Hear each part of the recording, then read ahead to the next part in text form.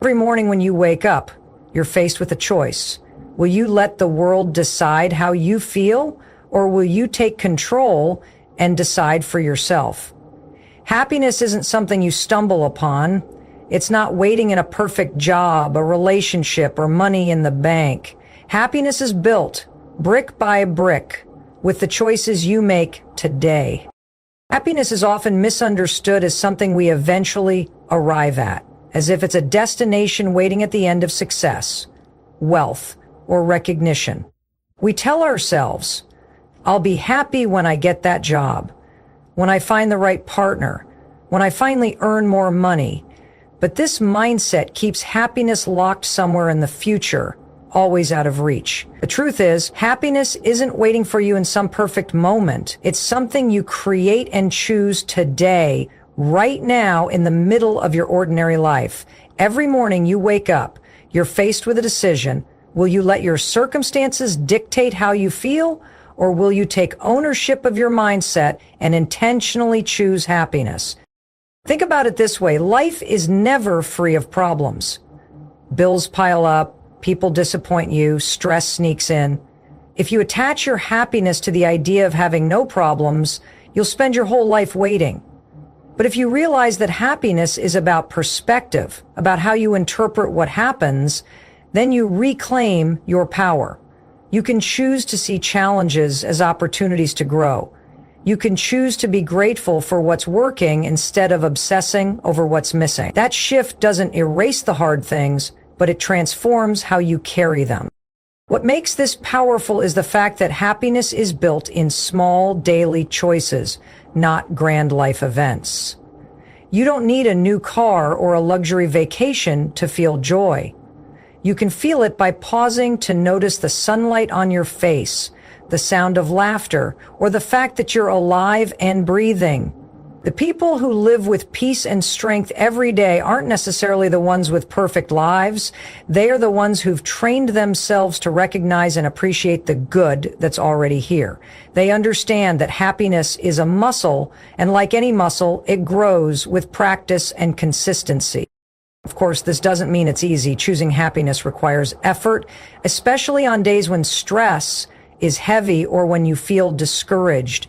But this is where the word push becomes important. You push yourself, not because happiness is fake or forced, but because your mind naturally drifts toward fear, worry, and negativity. Left unchecked, your thoughts can spiral into what's wrong instead of what's right. By actively choosing happiness, you're taking control of that spiral. You're saying, I won't let my circumstances steal my peace. I'm going to decide how I feel. That choice, repeated day after day, strengthens you. Imagine two people going through the same difficult situation. Maybe they both lose a job. One person chooses to see it as the end, letting bitterness and fear consume them. The other chooses to see it as a new beginning, an opening to reinvent themselves. Same event, two completely different outcomes, all because of choice. That is the power you hold every single day. When you push yourself to be happy, you're not denying reality. You're creating a mindset that equips you to face it with resilience. Happiness is not an end goal. It's a practice. It's a decision. And the more you practice choosing it today, the more natural it becomes tomorrow. Happiness is not found. It's built. Choice by choice, moment by moment. Your mind is like a muscle. Just as your body doesn't get stronger without consistent exercise, your mindset doesn't grow positive, resilient, and calm without daily training. Too many people assume that their thoughts are random, that their mood depends on whatever happens in the outside world. But the truth is, what you repeatedly think becomes what you repeatedly feel. And what you repeatedly feel becomes the quality of your life.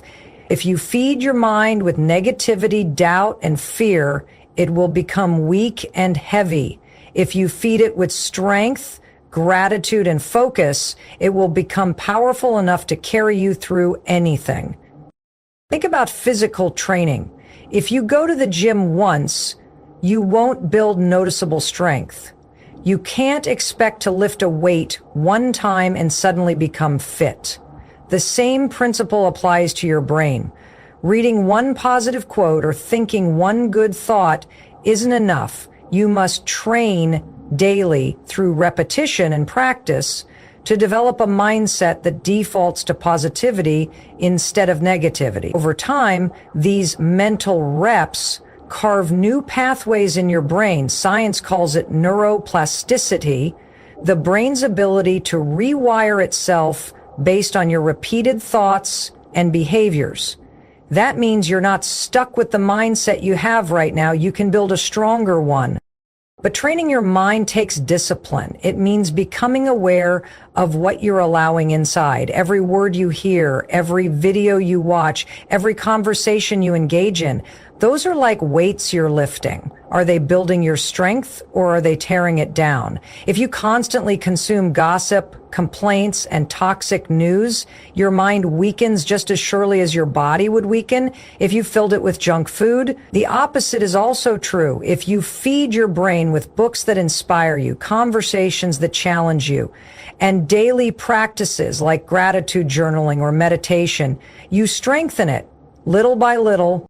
It's not about pretending everything is perfect. Training your mind doesn't mean ignoring pain or denying reality. It means teaching yourself to focus on what empowers you instead of what drains you. For example, when something difficult happens, your untrained mind may spiral into, "Why me? This is unfair. I can't handle this." A trained mind shifts to, "This is tough, but I can learn something from it. I've handled hard things before. I'll figure this out." That shift doesn't come naturally. It comes from practice. Just like lifting heavier weights doesn't come overnight. The most important part is consistency. Just as skipping workouts weakens your muscles, skipping mental training lets old negative habits creep back in. That's why daily rituals matter. Starting your day with gratitude, affirmations, movement, or even a few minutes of silence is like a mental warm-up. It sets the tone, prepares your brain, and builds resilience that carries into every challenge you face. Your mind is the most powerful tool you own, but it's also the easiest to neglect. Push yourself to treat it like the muscle it is, strengthen it through repetition, feed it with positivity, and refuse to let it grow weak from neglect. The stronger your mind becomes, the more peaceful and happy your life will feel, because happiness isn't just an emotion, it's the result of training your thoughts to work for you, not against you. The way you begin your morning sets the emotional tone for everything that follows. Most people don't realize how much power lies in the first 10 minutes after they wake up. Those minutes can either create calm, strength, and focus, or they can hand your peace away before the day has even started.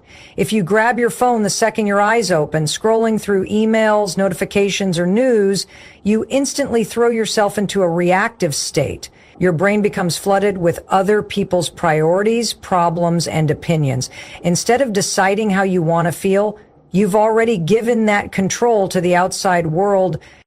But imagine a different start. Instead of rushing to check messages, you take a few deep breaths. You stretch your body, stand tall, and let oxygen fill your lungs. Maybe you take a moment to write down 3 simple things you're grateful for, or you speak out loud an intention for the day. Today, I choose calm.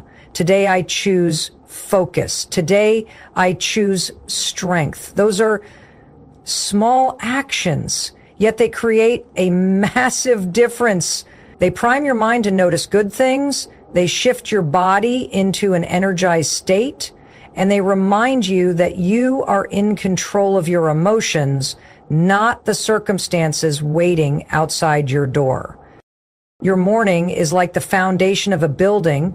If the foundation is weak, the entire structure is unstable. If the foundation is strong, the structure can withstand storms. The same is true for your mindset. A morning built on chaos leads to stress, frustration, and distraction throughout the day. A morning built on intention leads to clarity, peace, and resilience. No matter what challenges appear, Starting the day well doesn't mean you need an hour-long routine filled with complicated rituals. It can be as simple as moving your body for 5 minutes, drinking a glass of water, or standing outside for a moment of fresh air. The key is not how long you spend, it's the fact that you are deliberately creating the state you want to carry with you. Those first 10 minutes become a message to your brain. This is who I choose to be today.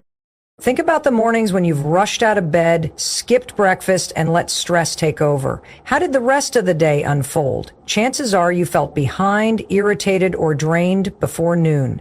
Now think about a morning when you slowed down, set an intention, and gave yourself a few moments of calm. The difference in your energy, mood, and decisions is undeniable. That difference wasn't random. It was designed. You can't always control what happens during your day. Unexpected problems, tough conversations, and difficult tasks will show up whether you like it or not. But you can control how you enter the day. By protecting those first 10 minutes, you create an inner strength that carries you through everything else. Happiness doesn't begin when the world is perfect. It begins when you decide to start the day with clarity and peace. And that choice, repeated each morning, is how daily happiness is built. Most people believe they need to feel motivated before they can take action.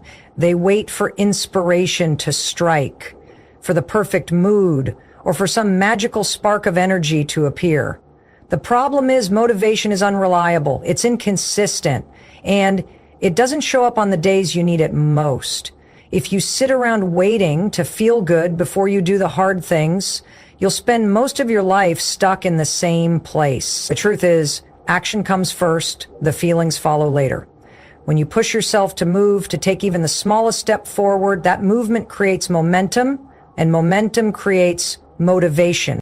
Think about times when you didn't feel like exercising. You may have been tired, lazy, or distracted, but the moment you forced yourself to put on your shoes and start walking, your energy began to shift. After a few minutes, your blood was pumping, your mind was clear, and suddenly you felt glad you started. The action came before the feeling. The same is true for work, for learning, for relationships, almost everything in life. Waiting until you feel ready is a trap, because readiness is built through action, not before it. This is why discipline is more powerful than motivation. Motivation is a feeling, but discipline is a decision. Discipline doesn't ask, do I feel like it? Discipline says, this matters, so I will do it anyway. And when you practice discipline, motivation often follows as a reward. You can't control when motivation appears, but you can control whether or not you take action. The human brain is wired for inertia. It wants to stay in the same state it's already in. If you're lying in bed, your brain wants to keep you there. If you're procrastinating, your brain wants to keep delaying. But the moment you take action, stand up, make the call, start writing, the brain shifts gears. It begins to generate energy and focus. Action flips the switch. This is why the hardest part of anything is simply starting. Once you're in motion, it becomes easier to keep going. Think about it like pushing a heavy car. At first, it feels impossible. The weight resists you. But once the car starts rolling, momentum takes over and every step becomes easier. Your life works the same way. The first step may feel like a battle, but if you push through that resistance, the next steps require less effort. This is how you build strength, confidence, and happiness, by acting first instead of waiting for the perfect mood. Every single day, you're faced with countless opportunities to prove this principle. Do you wait until you feel like working, or do you just begin? Do you wait until you're confident to speak, or do you speak and let the confidence grow as you talk? Do you wait until you feel like smiling, or do you smile and let the feeling of joy follow? In every case, the action is the spark. And if you want happiness and peace, stop waiting for motivation. Push yourself to take action first. It can be small. Write one sentence, walk for 5 minutes, send one message, Take one deep breath. Small actions build momentum, and momentum transforms your mood. The feelings will come, but only after you move. Happiness is not the reward for waiting, it's the result of acting. Gratitude is one of the simplest yet most powerful tools for building happiness and peace, and science has proven its effect on the brain. When you focus on what's going well, your brain releases chemicals like dopamine and serotonin, the same ones linked to joy, motivation, and calm.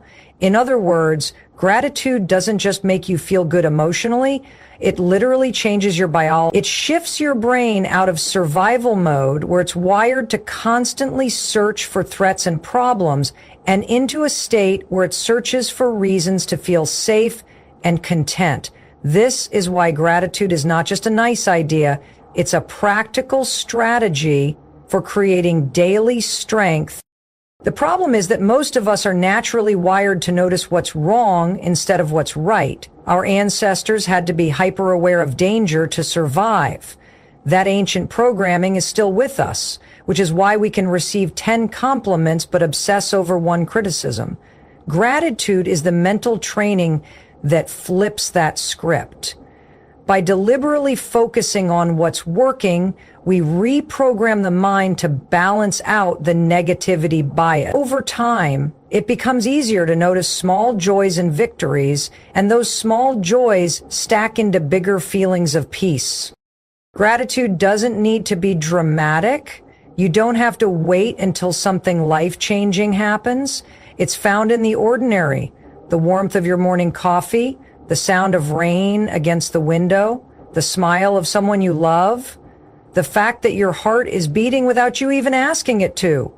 When you start acknowledging these details, your perspective changes. Life may not suddenly be perfect, but it feels lighter. The problems are still there, but they don't weigh you down in the same way. The key is practice. Gratitude is like exercising a muscle. The more you use it, the stronger it gets. Writing down 3 things you're thankful for each morning or night can create a dramatic shift over time. At first, it may feel repetitive or forced, but with consistency, your brain begins to automatically scan for positives throughout the day. You start to notice things you once ignored, moments of beauty, kindness, and progress that were always there, but hidden behind stress and distraction. Gratitude also transforms how you relate to challenges. Instead of asking, "Why is this happening to me?" you start asking, "What can I learn from this? What hidden gift might be here?" That doesn't mean you ignore pain or pretend hardship is enjoyable. It means you find meaning inside the struggle, and meaning gives you strength. A setback becomes a lesson, a loss becomes a reminder of what truly matters. Gratitude turns pain into purpose. And the ripple effect is enormous. Grateful people tend to have stronger relationships, better health, and greater resilience. Why? Because gratitude attracts connection. When you express appreciation to others, they feel valued, and that deepens bonds. When you focus on what you have instead of what you lack, stress decreases, and your body responds with improved energy and immune strength. Gratitude is not only a mental practice, it's a lifestyle that lifts every part of your life. So if happiness feels distant, don't wait for the big moment to arrive. Start with gratitude right now. Write it, speak it, think it. Train your brain to notice what's working. With each expression of gratitude, you flip your inner chemistry, you reclaim your peace, and you remind yourself that even in the middle of imperfection, there is always something worth celebrating. Negativity is everywhere, and most people don't realize how much of it they consume on a daily basis. Just like the food you eat shapes your body, the information you take in shapes your mind. If your physical body can't stay healthy on a steady diet of sugar and junk food, your mental health can't stay strong on a steady diet of gossip, toxic social media, angry debates, or constant bad news. What you feed your brain directly affects your happiness, your peace, and your strength. Protecting your mental diet is one of the most important decisions you can make if you want to push yourself toward daily happiness. The problem with mental junk food is that it doesn't feel dangerous in the moment. Scrolling through endless negative headlines, listening to people complain, or comparing yourself to strangers online feels casual, even harmless. But just like eating junk food every day slowly drains your energy, clogs your system, and weakens your body, consuming negativity weakens your mindset. It plants seeds of fear, resentment, and self-doubt, and over time, those seeds grow into anxiety, insecurity, and constant dissatisfaction. You may not even realize the weight you're carrying until you start changing what you consume. Think about how you feel after spending an hour watching negative news or scrolling through drama-filled content. Do you feel energized, motivated, at peace? Most likely you feel drained, tense, or overwhelmed. Now compare that to how you feel after reading something inspiring, listening to uplifting music, or having a conversation with someone who encourages you. The difference is night and day. That's not an accident. It's proof that what enters your mind shapes your emotions and your entire outlook. Cutting mental junk food doesn't mean ignoring reality. It doesn't mean pretending the world is perfect or shutting yourself off from challenges. It means being intentional about what deserves your attention. Just as you wouldn't allow poison on your dinner plate, don't allow toxic thoughts and voices into your mental space every single day. Choose carefully who you follow, what you watch, and who you surround yourself with. Ask yourself, does this make me stronger or weaker? Does this feed my peace or drain it? If it weakens you, cut it down. And when you remove the junk, replace it with fuel. Feed your brain with knowledge that inspires growth. Fill your environment with voices that lift you up instead of dragging you down. Create playlists that make you feel powerful. Read books that challenge your thinking, and spend time around people who remind you of your potential instead of your flaws. Over time, this mental diet reshapes your default state. Negativity will still exist around you, but it will no longer dominate your mind. Your brain is always absorbing, always taking in signals. You can't stop that process, but you can control the quality of what enters. Happiness requires protecting your inner world as fiercely as you would protect your body. Every choice you make about what to watch, who to listen to, and what to focus on is either building your strength or stealing it. When you push yourself to cut the mental junk food, you don't just reduce negativity, you create the space for joy, peace, and clarity to grow. Happiness is impossible to sustain without boundaries. You cannot feel at peace if your energy is constantly being drained by people, obligations, and commitments that take more than they give. Too often, people sacrifice their own well-being because they are afraid to say no. They want to please others, avoid conflict, or maintain appearances, but in the process, they abandon themselves. The result is exhaustion, resentment, and a quiet frustration that eats away at joy. Setting boundaries is not about being cold or selfish. It is about respecting your own limits, protecting your peace, and creating space for genuine happiness to grow. Think about how you feel when you say yes to something you don't really want to do. Maybe you agree to a favor, a meeting, or a commitment, even though deep down you know it will drain you. At first, it feels easier than disappointing someone, but later, when you're tired, stressed, or frustrated, you realize that you sacrificed your own needs for someone else's comfort. That's not kindness, that's self-neglect. True kindness is honest, and honesty sometimes means saying no. Boundaries are also about relationships. If you surround yourself with people who constantly complain, criticize, or take advantage of you, your happiness will always feel fragile. You become a product of the environment you tolerate. But when you set clear limits, refusing to engage in toxic conversations, walking away from disrespect, and prioritizing time with people who uplift you, you begin to build an environment where happiness can breathe. Boundaries teach others how to treat you, and they remind you that your energy is valuable. It's important to understand that boundaries are not walls. They don't mean shutting yourself off from the world or avoiding responsibility. They mean choosing wisely where your energy flows. Just as a river needs banks to keep its flow strong, your life needs boundaries to keep your energy directed. Without them, everything spills out and you're left feeling scattered and empty. With them, you conserve strength, focus, and clarity, and that balance is where peace is found. Happiness also requires boundaries with yourself. It's not just about what you allow others to do. It's also about the limits you set on your own habits. Do you stay up late scrolling when you know you need rest? Do you overcommit to tasks that don't align with your goals? Do you allow fear to dictate your choices instead of discipline? Self-boundaries are acts of self-love. Telling yourself no to what harms you is just as important as telling others no when they cross a line. Boundaries may feel uncomfortable at first. People might resist when you stop giving them unlimited access to your time or energy.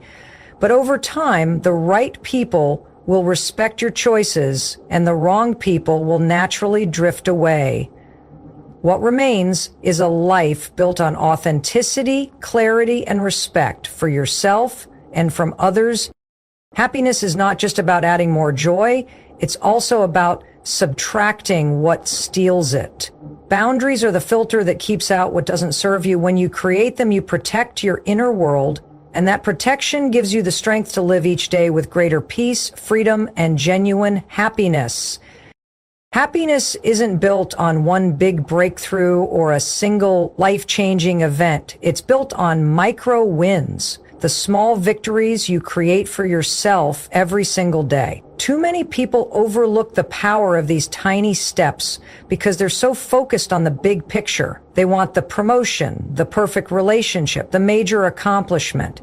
But happiness and strength don't come only from those big milestones. They come from the small choices you make daily, the choices that prove to yourself that you are capable, disciplined, and moving forward. Think about the sense of accomplishment you feel when you cross something simple off your to-do list. It could be making your bed, finishing a workout, or finally starting a project you've been avoiding. These may seem insignificant on their own, but each one is a signal to your brain that you are progressing.